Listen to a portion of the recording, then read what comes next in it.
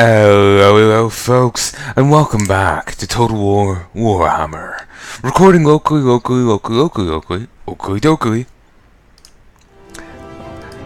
So, let us have a brief look at something here. New campaign. Old World.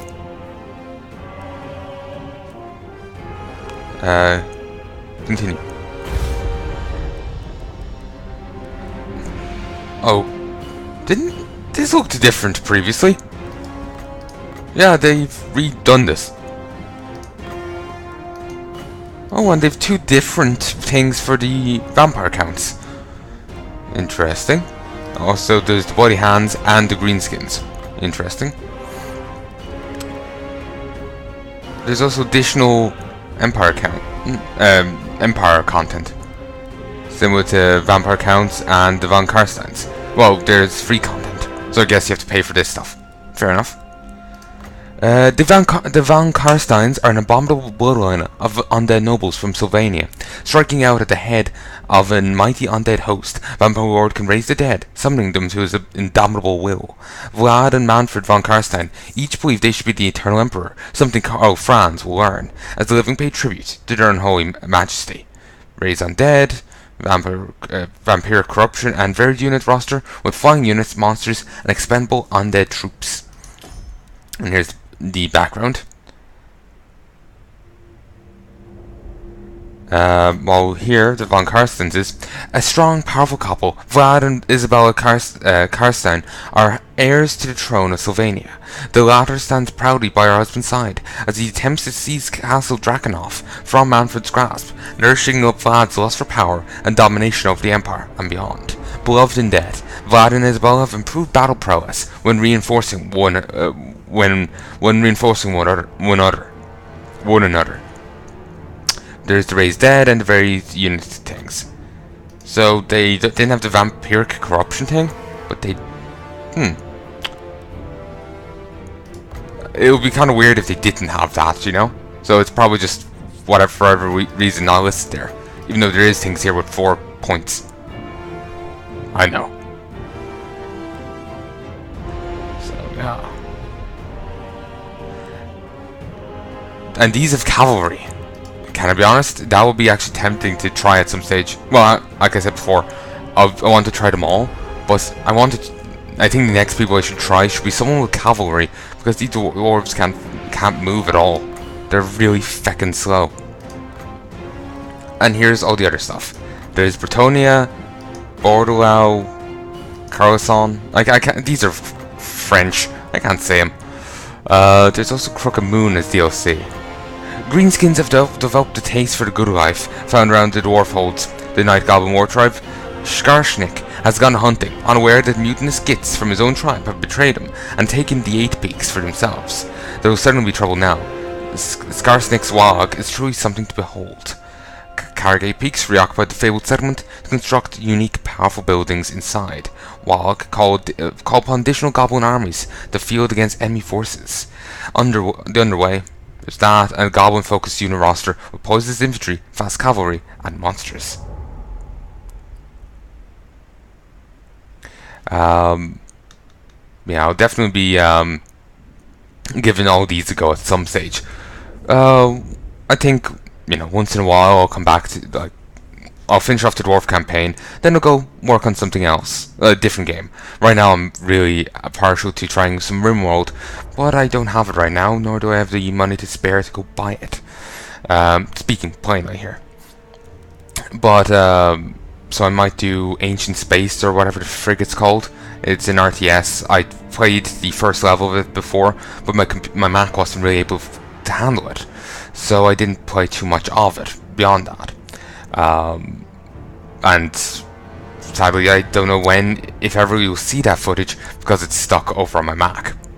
And I can't currently use the Mac right now. It keeps shutting itself off when you turn it on, or at the very least the screen goes black, and it just keeps running in the background. But I have no idea which is which. Is it still running, or is it not, or what? But anyway. So anyway, what I was saying was, every so often I'll come back, run a campaign, do that. Put another game in between this. So do the Dwarf campaign, go play Ancient Space, or whatever it's called. I can keep confusing the name of that game and another game. But one's done by Paradox, the other is done by like Sega or someone. It's Paradox what I'm thinking of. I think it's Ancient Space. Well, the Paradox one is sorry, the Sega one's Endless. Let me check. Ancient Space. Yes, I was right. Beautiful.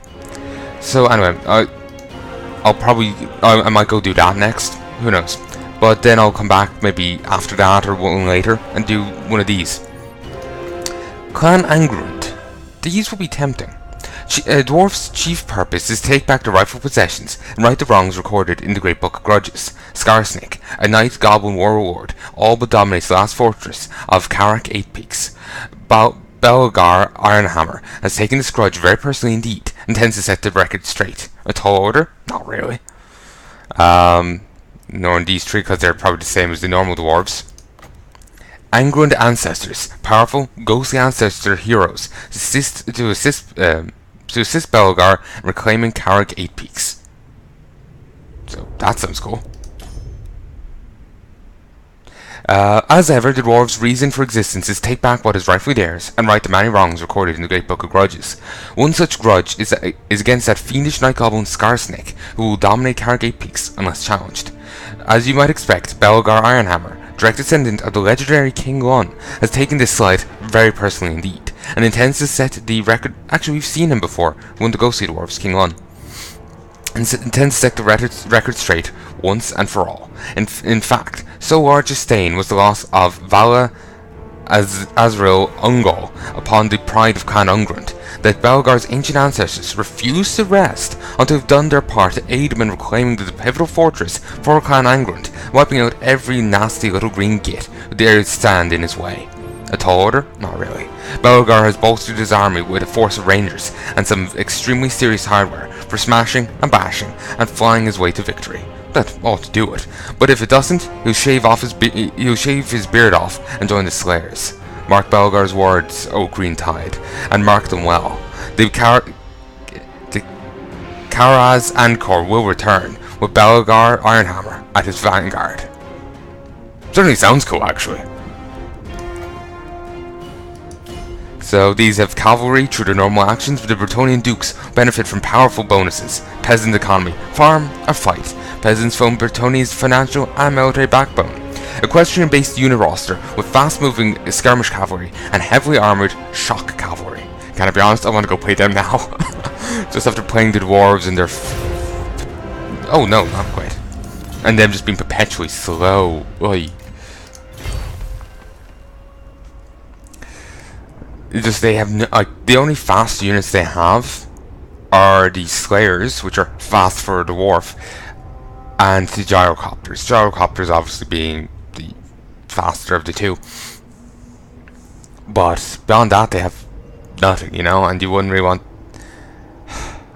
I could probably field more cavalry. I could get away with fielding more cavalry than I could with, say, fielding Gyrocopters. Plus, Gyrocopters are idiots. They're rangers, but their ranging is... maybe it's because it's such short range, but I find the quarrelers are more inclined to fire at will than they are. Maybe it's just because everyone moves out of the range so quick. Like, their range is so small, they don't... no one, you know... unless they're specifically targeted, most enemies won't be in the range. But I think that's the issue.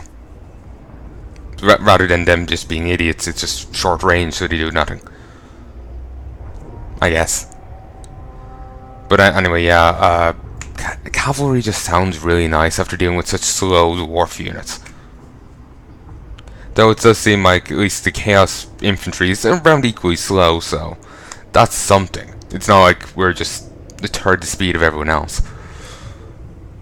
Which is honestly what it feels like sometimes. I just remember watching Arch's playthrough, and his units just seemed to move much faster than mine. Then again, maybe I'm just misremembering. I was just watching his orc and human playthroughs. Watched a bit both. Didn't watch any more than that though. That which is sacrosanct I shall preserve, that which is sublime I will protect, that which threatens I will destroy, for my holy wrath knows no bounds. The Grail vow. I take it the Holy Grail. See, just whenever anyone mentions the Grail and anything, that's what they mean. I presume when they talked about it in The Witcher with the Lady of the Lake and whatnot, they meant the, you know, the Holy Grail. They didn't really go into too much detail, just a group of knights went off and died trying to get it. And the lady was concerned that Geralt was going to do the same. It's probably like every guy good with a sword she runs into ends up running off, you know, and dying trying to get the Grail back. Actually, you can sleep with her, I think, in the first game. Never did it, though. I think I missed the wrong conversation options. I will be replaying that at some stage, so I will do it then. Armed and ready. Okay, it's going to be chugging here for a moment, just until it cops the feck on. Okay, in 2 turns he'll be ready. Okay, they're strolling on through here as well. Okay. There's 2 enemy armies here. Festus Soul Shredder. I read that his feet is Soul Shredder a moment ago. Kelgan Geldeye. Good for him. And there's 2 heroes. And this place is still under siege. Oh, actually, wait. Is that a hero? Chaos Seed. The Red Seeds of Chaos are more than mere horses, but creatures tainted by demon blood, said to be gifts from the Dark Gods themselves. It's a hero. Wait. Yeah, it is a hero. The history of many exalted heroes, recorded in scattered chronicles by the free people of the old world, is a catalogue of woes and evil deeds. Come on. Who are you? Chaos Sorcerer, Fire. Some creatures just want to see the world burn. The Chaos Sorcerers of Chaos certainly fall into that category, bending the flaming wind of Asqui to their ill wills, spreading fire and pain in the name of the old gods. So, can ye move any closer? Yes. The High King moves. But we can't actually get in close enough. Because of everyone, of all the people on my side, I do believe. The Slayer Throng moves. Actually, we can. My command Nope. is attack. No, we can't. They're in the way. We can attack our allies, but No why? better would do this. Yeah, no, we can't get in there. Hopefully, I know. I am Prince and Emperor. Oh, Karl Franz! I didn't expect to see you here. The Sunmaker. Hellstorm Battery, or Hellstorm Rocket Battery. How the fuck do you get all this stuff? Christ, the damage on that. Not bad range. I think it's about the same with mine, but it does great damage. Raise Sigma.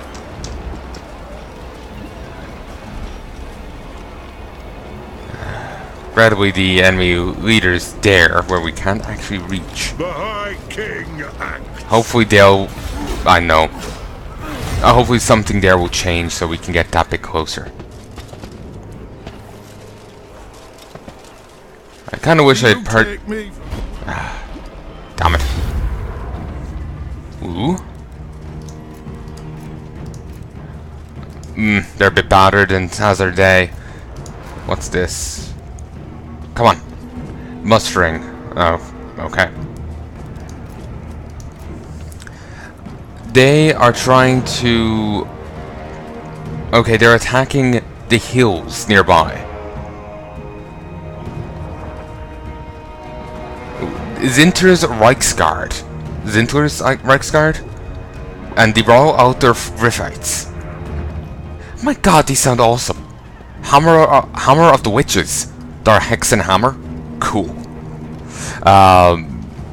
That's the name of... Well, the thing I just said there in German is the English... Well, Hammer of the Witches is what I said in German there in English. I'm probably not pronouncing it right Dough. It's a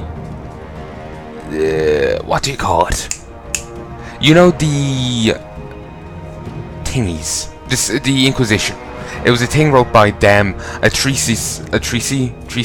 What? It's an essay wrote about witches, and it's yeah, it's just about them basically.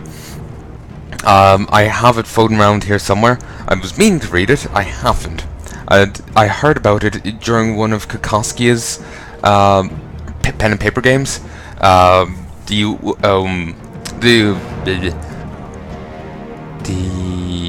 Wealthcraft one, basically. Someone mentioned it there because they actually found the book on one of the shelves in the place. They were saying that the reason why more witches than men, well, sorry, more women than men are witches is because of women's carnal nature. When Satan turns up looking for a party, women just have greater difficulty saying no.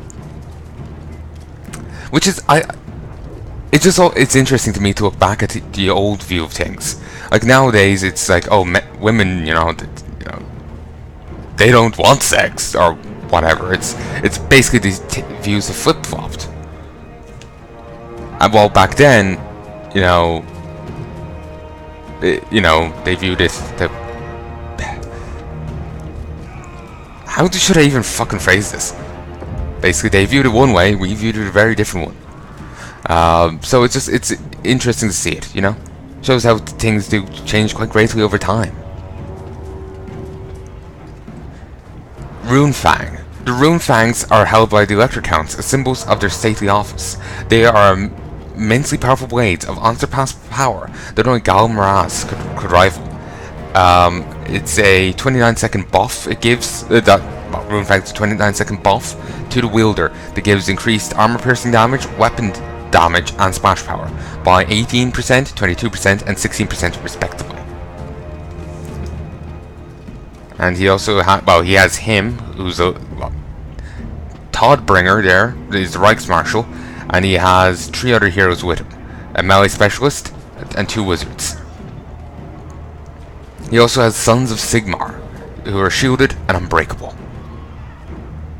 He's Flagellants, spearmen with shields. He is Sterling's Revenge, a free company militia. Sounds cool. And the Silver Bullets, a group of handgunners. Oh, these sound awesome.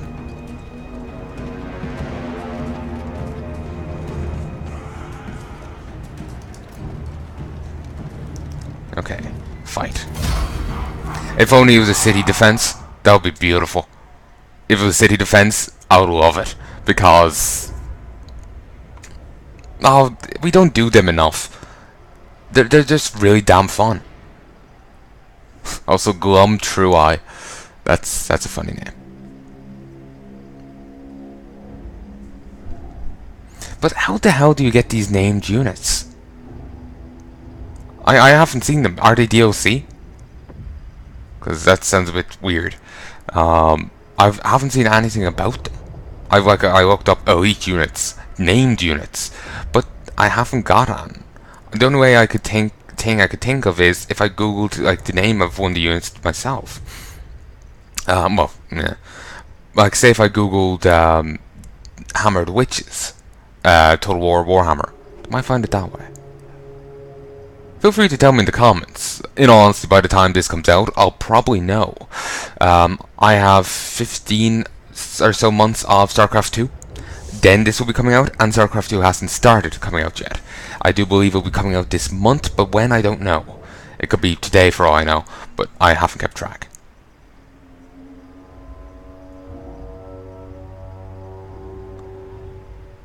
Regrettably, my units are on quite low health, so yeah, not exactly a good position to be in.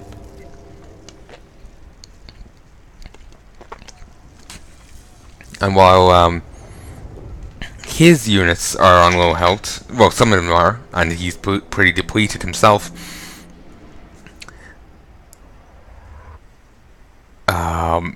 While they're depleted,